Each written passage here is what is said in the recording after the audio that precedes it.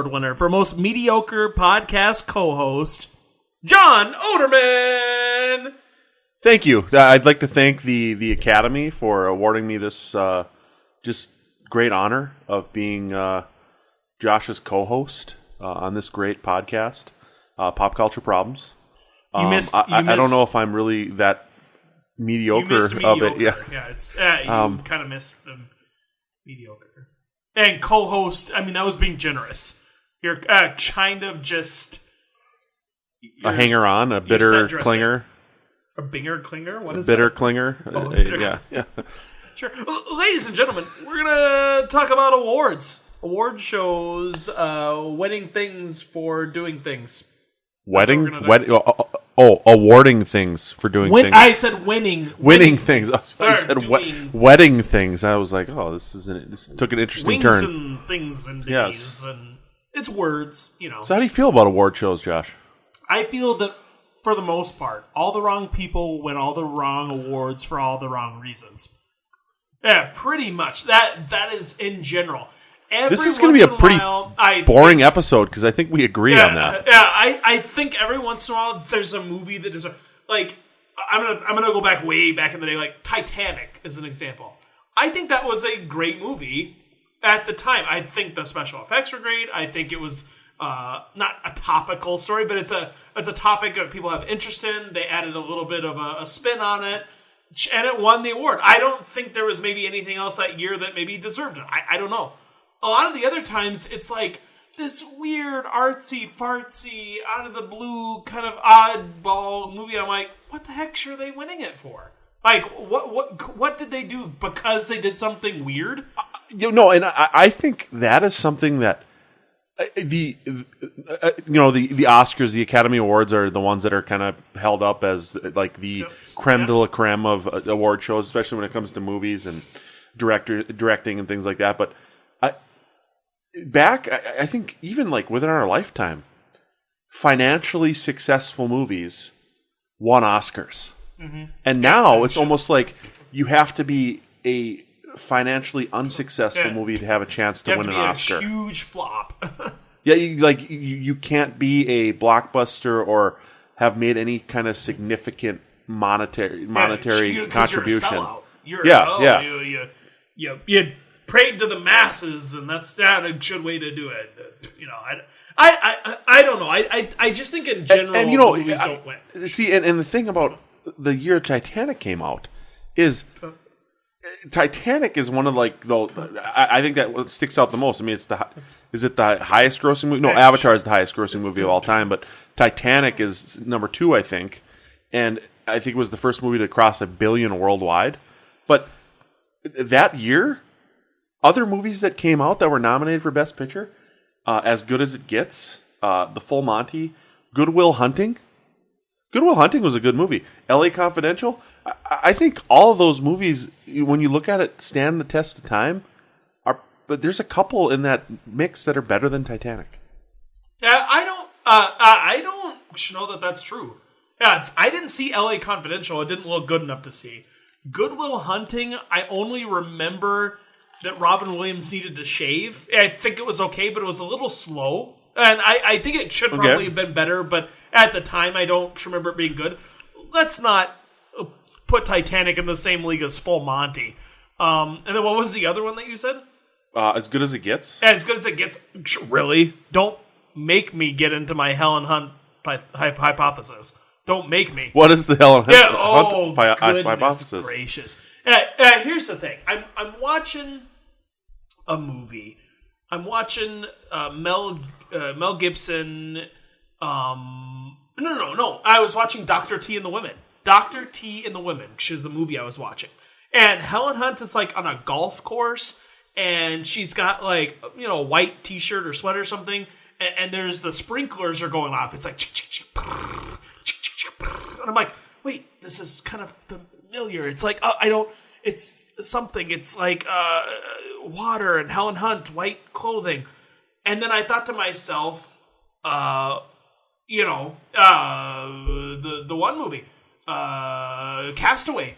Tom Hanks. Yeah. There was a scene where I think they were in the rain, and she had a white t-shirt, and it was kind of in the rain, and I thought, well, that's weird. It's kind of a little twisted that she would Twister, Bill Paxton, and Helen Hunt, and they're literally running after storms and chasing them, and she's got a white T-shirt on, and she's in the rain, and that's just about as good as it gets, as good as it gets. Whoa. It's a Helen Hunt Holy white T-shirt cow. and the rain. They actually emphasize the white T-shirt and the rain.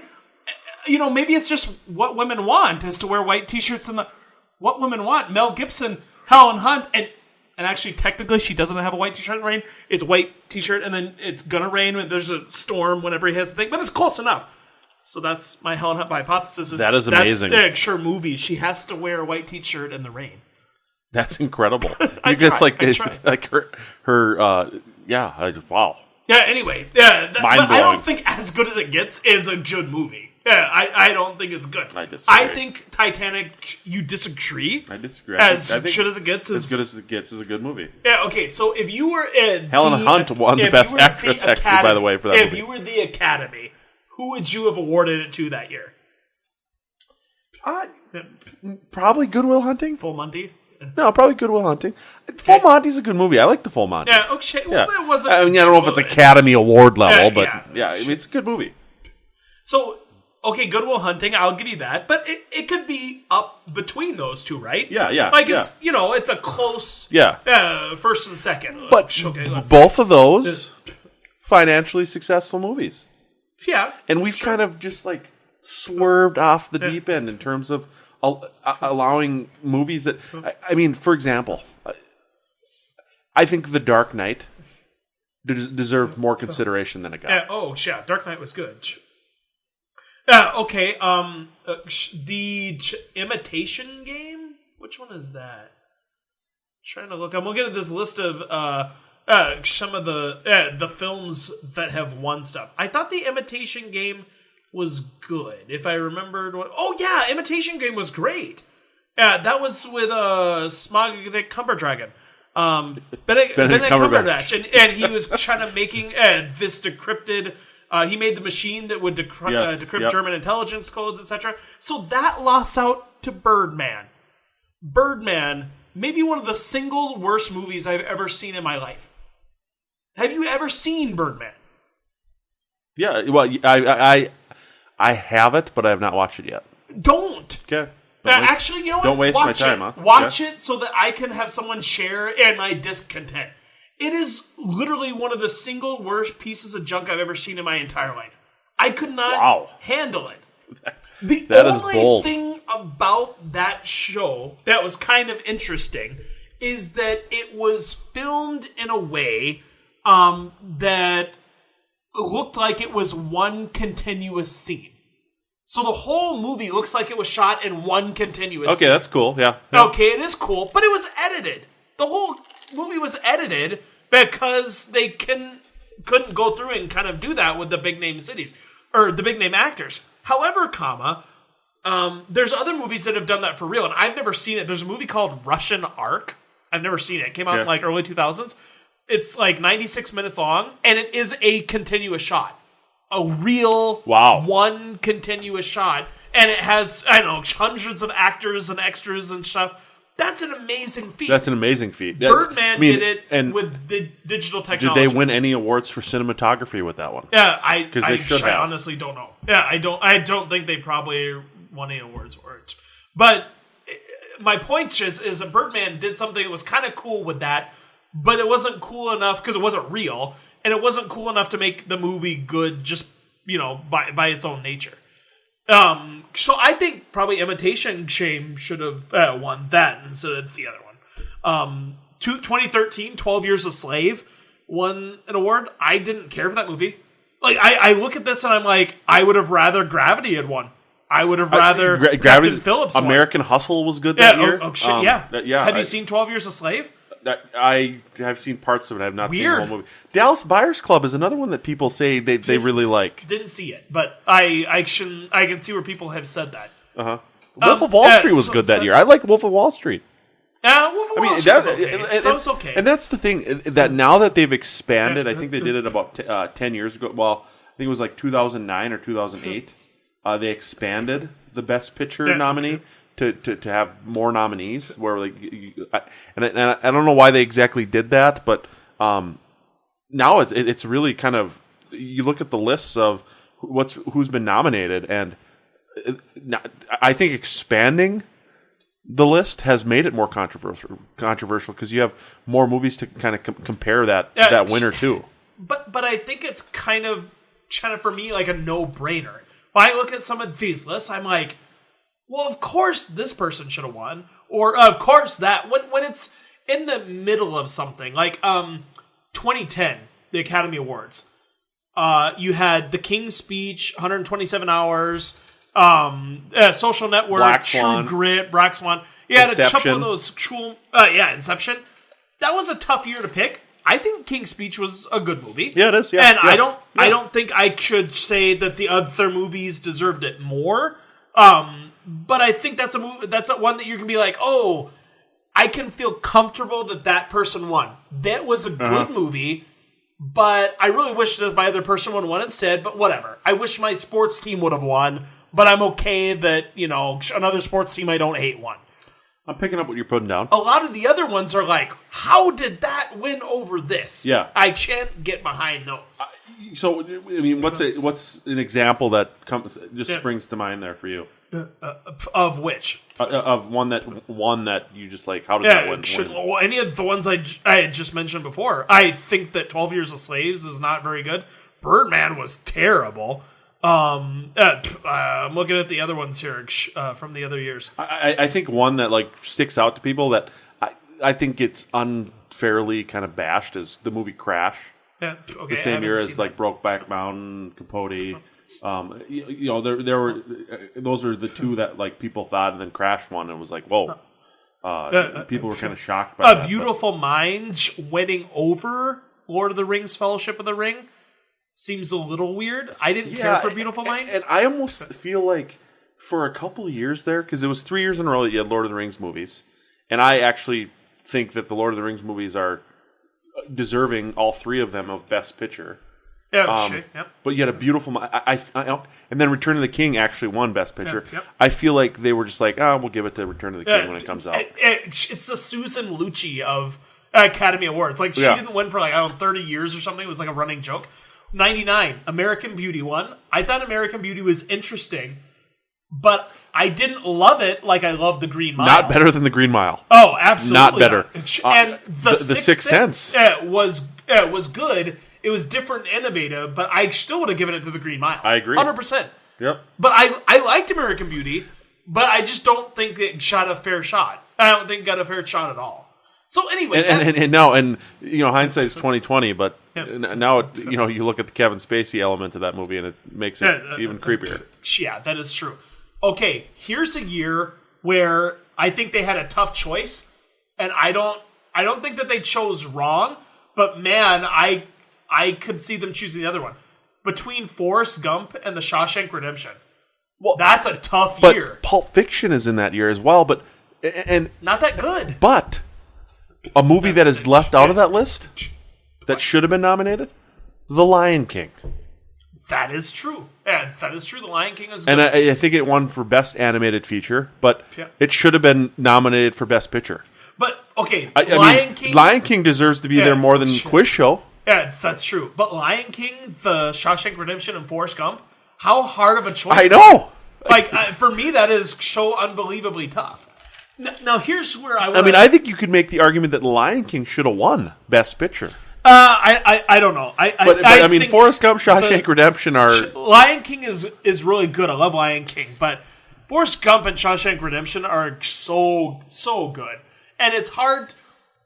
It's really difficult to look at a animated movie and put it in the same caliber as another. Yeah. It's very difficult to... True. They're apples and kiwis. Like, it's not the same thing. And we've also talked about this before, about how Lion King, if it had humans, it would be a whole lot different. Because I was at a kids' movie. There's murder, and there's women subservient. Yeah, there's that great, Disney... there's a great Disney, trivia question. Which Disney movie is which murder? Disney movie had murder? And you just don't even think about it. Yeah. Here's where I'm going to take this, though. I, for the most part, think award shows, wrong reasons, wrong people. They're just winning it. There's a couple times I'm okay with it, but it's more of a rarity. I think one of the terrible things about award shows is when they screw up, like last year with La La Land and Moonlight. And I didn't see either of those movies, so I have no investment. How can you screw that up that bad? And who was it that screwed it up again? I don't remember. Like, but Bulworth. Whoever he's Fonda. No. Bulworth. He played Bulworth in the movie. Yeah, Bulworth. Wasn't that one of the Fondas? No, I'm so angry with myself. We'll look at the internet's Warren Beatty. Yeah, Warren Beatty. Yeah, okay, but it wasn't his fault. It wasn't his fault. Uh-huh. It was something. The shard was different, but that is. I almost think that you need to just let that one fly under the radar. Just give him the award. You messed it up. You know what I mean? Like, it creates a whole lot of angst. Okay, anyway, but hey, you got to give credit to that guy. He got up there and was like, "Hey, we didn't win. No, Moonlight won. Yeah, you're the winners. Get up here." You got to give credit to that guy. It was very eloquently done as far as being a team player and part of the sport. Mm-hmm. Here's the thing. All of that said about award shows being crap, I think for the most part, I respect reviews and critics more. I will sooner go to Rotten Tomatoes to know if a movie is good than to go to any place else. I'll go to IGN.com and look up my favorite reviewers' movie reviews to see their style, because it's so subjective. If I like artsy fartsy, weird movies, I'm going to gravitate towards seeing them and give them better reviews. If you're not into that, why do you want to take my opinion? And I think the Academy Awards are so fickle with that they kind of have lost the way of what a good movie is and have gone to what's a different or weird movie. I have a friend, and bless his heart, I joke about this all the time, but he's very more artsy fartsy. And he likes that stuff. And he's kind of like, a movie that builds a sandcastle in the sand, right? A good blockbuster builds a sandcastle. But one of those, very interesting artsy movies, it knocks over the sandcastle. It destroys it. It kind of pushes over. And that destroyed sandcastle, that anarchy, that chaos, that differentness is more interesting. And I'm like, shut up. I always kind of say it, but he tries to explain it even in an artsy fartsy way. And I don't agree with that mentality.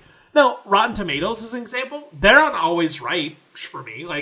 There's different reviewers. There was a movie called The Witch. It was kind of a horror movie. They gave it a 10 out of 10. I'm like, okay, that seems interesting. It seemed like a weird horror movie, but there's not a lot of great horror movies out there, in my opinion. Went to see it. I would have given it, I don't know, maybe a 5 out of 10. See, didn't think it was that great. I try to kind of follow the same reviewers because I try to find people that kind of have the same palate as I do. Exactly. And because I don't necessarily always trust reviews. When I go to Rotten Tomatoes, I actually take a closer look at what do they call it, the popcorn score or whatever, with the fans, the people that have actually watched it. Because the new Star Wars movie, critics loved it, fans lukewarm on it. I'm a little lukewarm on it. Okay. Because I think the things that the critics liked about it is what you're talking about. How Last Jedi really kind of destroys a lot of it's almost like they're trying to just push everything aside that was from the original trilogy so that they can start fresh. And I understand that and that's fair, but why are you making it a Star Wars movie then? Yeah, I don't know. If you're appealing to people's nostalgia by utilizing this tried and true brand, try to keep it the tried and true brand. But critics really love the fact that they thought that they were trying to do something new and they were pushing over the sandcastle and they're building a new universe and things like that. I like how the pushing over the sandcastle is going to become the new thing. Well, and here's the thing. I take Rotten Tomatoes. I use that as an example because it's the most popular. I actually go to IGN a lot more. Okay. I work with that a little bit more because a lot of the reviews on Rotten Tomatoes are not within my Wheelhouse. Like scores Yeah. yeah. And I think the new reviews, I'll go and look at a new review on Rotten Tomatoes. But old movies, they are so off base from my taste. Yeah. I was looking at we're recording here in my man cave here, and I'm looking at the posters on my wall, and I have a poster for Hook. Robin Williams, and Dustin Hoffman. Awesome. Good movie. Okay, what did Rotten Tomatoes give it? We're going to play a game. I'm going to give you movies that are good, bad, and different, and I just want you to guess. Rotten Tomatoes out of 100. What do you think? What they give for Hook? Yeah. 42? 29. Holy... there's no way. 29. 29 for Rotten Tomatoes. So, like, for me, that is, like, so way off of what it should be. Do you have a favorite movie, a childhood movie, something nostalgic? Well, Hook was a favorite of mine, but good. Nostalgia-wise, what about Batman Returns? I'm looking at my wall here again. What do you think they gave it? 63. 81. Okay, I think that's a reasonable fair. score. Yeah, that's fair. I mean, at the time, I think that's pretty good. That kind of fits in my realm. And I think that is a really interesting thing about like critiques, award shows. Mm-hmm. I think early on they had to kind of lean more towards what audience liked because the Academy, quote unquote Academy, wasn't big enough, and so now the Academy had the voters are the people that have won before, and so it has become a little bit more pretentious, I think, where they care more about what they care about as opposed to what the average moviegoer cares about, and there's like a disconnect there with the average moviegoer and these people that are voting for these different awards. Yeah, and I'm going to go back to a comment that you made about the audience reviews versus the reviewer reviews. So the critics on Rotten Tomatoes gave Hook a 29%, 76% is the audience. Yeah. So it's a little bit more in alignment with what you would try to think. And the question I've always had is, if these critics are that wrong, and it's subjective, but like if they're that wrong, where there's a 50% difference between audience and how are these critics keeping their jobs?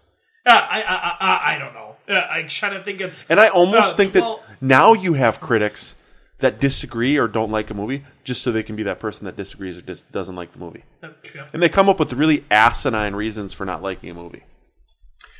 They just try to troll. That is true. I have been hearing good/terrible things about Bright, that Netflix original movie with Will Smith. Okay. It got terrible reviews with the critics. It's one of Netflix's most successfully watched shows. Rotten Tomatoes, 26%. They gave it 86% audience score. So to your point, why do they keep these people around that are giving such a disconnected opinion? Because it's not the same. And I think you were right. Like you said, what did you give Batman Returns? Like a 62 or 63 or something like that? Yeah. Like it was a 73 from the audience perspective and an 81 at Rotten Tomatoes. So you even put a little bit lower than they did, which was more accurate with an audience perspective than what they put it. It wasn't a bad movie. I mean, 10-15% is a pretty good range. But like it just seems like they're so off all the time. So I do look at that audience score, like you said, a lot more than the other stuff. Or you find a reviewer that you can get behind, that you kind of know their business. I think for the most part, I just go to see movies. I just go to see them. I don't care about the critics. Want to go enjoy them. Yeah. No, shit. Well, and if somebody's hyping it up, Star Wars, an example. The critics hyped it up. So did you get hyped about it? Like, it's going to be good. You kind of get a little self-conscious about it. But you get a little wrapped up into it, and then you are let down sometimes. But I think maybe that's kind of where critics and the award shows have lost their way.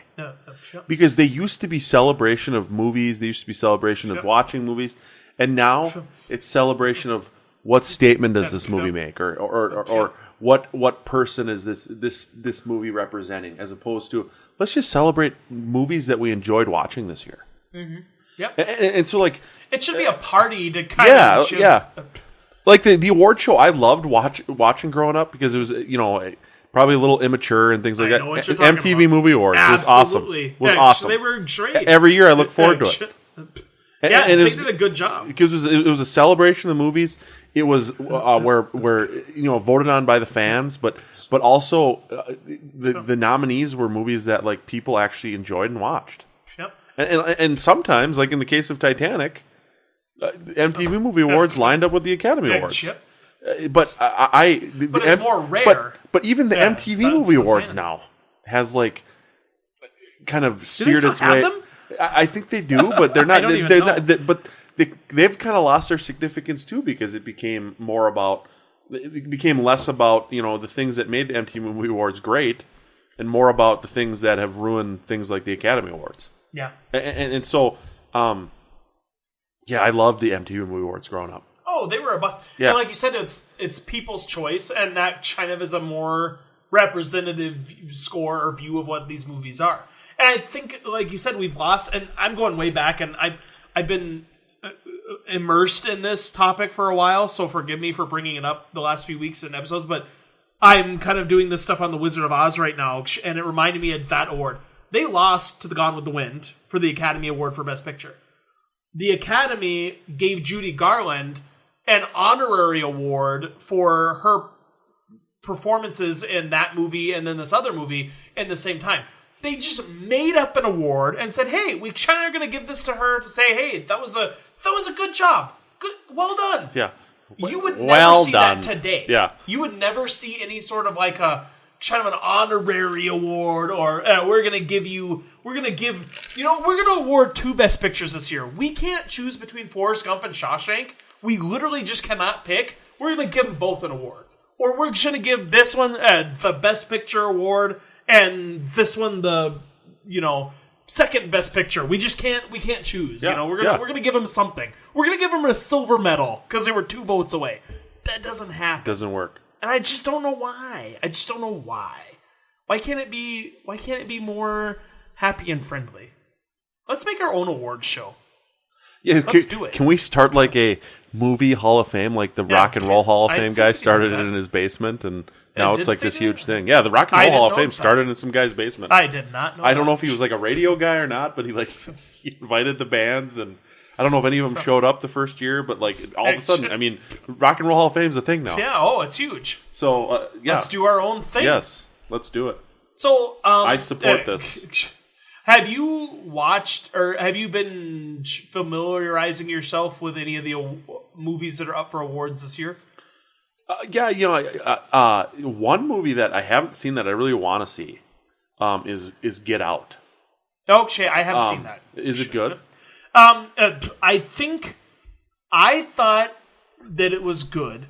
I've heard other people that watch it that said, "Oh, it was a little preachy," and and I don't get behind that kind of preachy element. Like that's the whole point of any movie. I mean, if any movie has their topic, and this one. I mean, art is art. Art is occasionally preachy. I mean, that's and art usually has something to say. I think had interesting themes and had a very unique way of presenting them.